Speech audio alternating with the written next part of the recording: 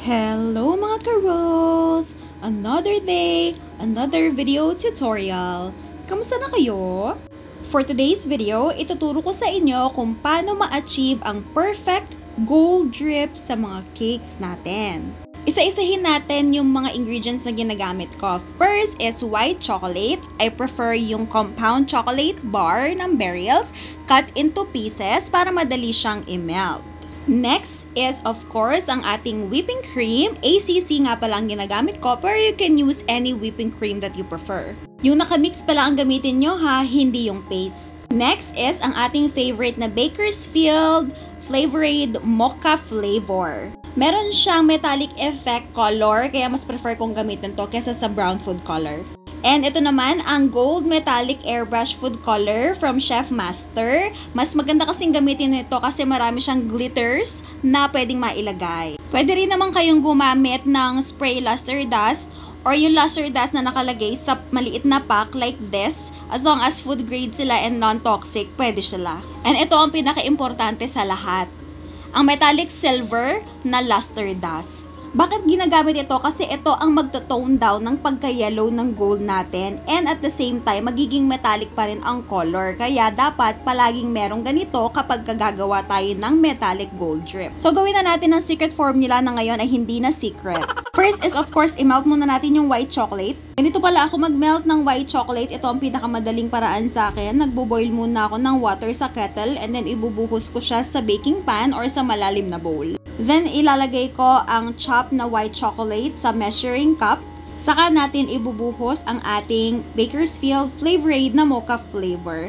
Yung sakto lang dapat ha, kasi ito yung magli-liquidify doon sa chocolate natin para hindi tayo mahirapan sa pag-drip. And at the same time, reason bakit itong ginagamit natin is para magkaroon ng metallic effect color ang ating white chocolate. Hindi maganda kapag brown food color ang gagamitin natin kasi may pagkamat ang color niya. And at the same time, nakakadagdag din ng bango ito dahil napakabango din talaga netong flavorade na ito. Bakit hindi na lang yung regular na brown chocolate ang gamitan kasi magiging brown din naman ito. Kasi iba ang color brown ng brown chocolate. Masyado siyang dark and hindi siya metallic effect. Kapag hinaluan siya ng luster dust na gold, hindi siya ganun ka-metallic and mas aangat yung pagka-yellow ng gold natin, which is hindi yun ang gusto nating mai-achieve. Ang gusto natin is yung gold.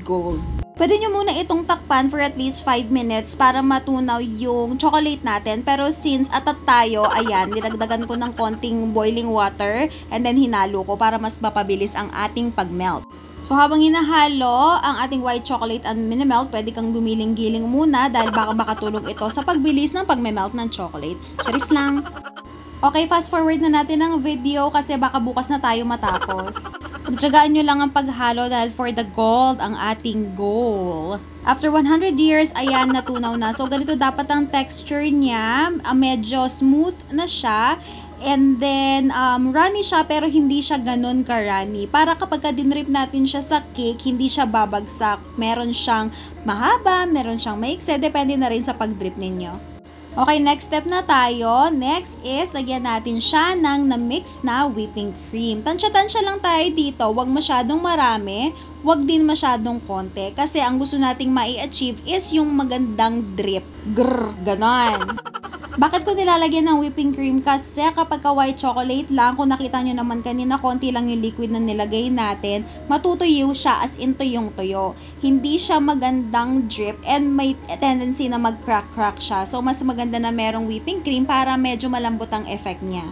Ayan, for the halo ulit ang lola ninyo para ma-mix ng maayos and walang buo-buo na matitira. So, ganyan dapat ang kulay niya, kulay kape, hindi dark, hindi light, kasi merong epekto yan sa final result natin. Okay, next step naman tayo, ilagay na natin ang metallic gold airbrush food color ni Chef Master. Patak-patak lang. Kung gusto ninyong mas makinang, syempre dagdagan ninyo ng metallic gold. Okay lang yan kasi lalagyan naman natin siya ng mga iba pang ingredients. Huwag naman yung masyadong madami kasi as you can see, liquidy itong ingredient na ito. So, makakadagdag siya ng pagiging liquid ng ating drip. Ayaw naman natin na maging runny ang ating drip. Halu-haluin nyo lang and tansyahin nyo na lang kung gaano karami ang idadagdag ninyo. So, dapat ganyan ang texture niya and ganyan din ang kulay niya. Kung makikita ninyo, yellowish siya. Yung iba tumitigil na sa ganyang step. Pero tayo, hindi. Meron pang isang pinaka-importanting step na dapat gawin. Yun ay ang maglagay ng silver metallic dust. Para saan ba itong silver metallic dust na to? Ang sabi ko nga kanina, kapag nilagyan ninyo ng silver, ang gold, matotone down ang pagka-yellow ng gold natin. And at the same time, kahit na matone down man ang yellow na color ng ating gold, magiging metallic pa rin siya. Kasi nga, metallic yung silver na dust na nilagay natin. So, ito, again, tansya-tansya lang din sa paglalagay. Huwag masyadong marami dahil mag-iiba naman ang color niya, magiging bronze. So, as you can see, hindi na siya masyadong yellow, golden na ang color niya and makinang pa rin. Ops, teka lang ha, huwag niyo munang i-exit ang video na to dahil hindi pa tapos ang ating step. Meron pang dalawang natitirang step. Okay na sa inyo to, pwede nyo na muna siyang i-ref or i-chill nyo muna hanggang sa hindi na siya mainit. And then pag okay na yung temperature niya, kumuha na kayo ng piping bag, buksan natin, and then lagyan natin ng gold luster dust. Pwedeng pahiran ninyo, pero mas prefer kong gamitin yung spray kasi mas mabilis siya and mas mapapakala talaga yung gold sa loob. So, maging generous kayo sa paglagay ng gold para naman maganda ang effect ng ating gold drip. Dapat kalat na kalat yung gold sa buong piping bag natin para pagka nilagay natin yung drip natin is hindi siya mahahalo or parang mapapatong lang siya doon sa pinaka-drip natin. Parang cover, kumbaga. And then kapag okay na, syempre, ilagay na natin yung mixture na ginawa natin kanina. Ayan o, tingnan nyo. Super ganda ng pagkaka-gold niya. Pwede na siyang isangla. Okay, then cut nyo lang siya sa dulo. Huwag masyadong makapal. And then try na natin siyang i-drip sa ating cake. Wow! Sobrang ganda talaga. Gold na gold talaga ang kulay niya. Napakasarap sa mata. Amazing! And then for final touch, pwede nyo rin siyang sprayan ulit ng gold luster dust sa may taas lang kahit wag na yung drip part para mas maganda ang kinang. And ito na ang final result! Wow! Sana marami kayong natutunan sa video na ito and sendan nyo naman ako ng mga pictures ng mga gold drip cakes ninyo. Till our next video! Bye!